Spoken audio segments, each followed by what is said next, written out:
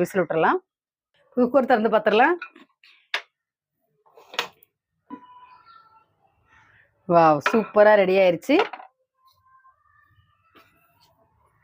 பார்க்கறதுக்கு அட்டகாசமா இருக்கு. இப்போ நம்ம மல்லி இலை தூவிட்டு இறக்கிடலாம். நல்ல சூப்பரா வாசனையா இருக்கு. அப்படியே கம கம கமகமன்னு வாசனையா இருக்கு.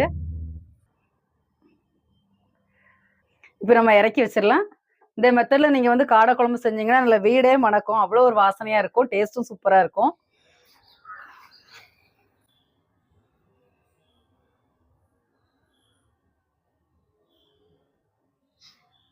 இப்போ காடை குழம்பு எப்படி இருக்கு நம்ம சாப்பிட்டு பார்த்துடலாம்.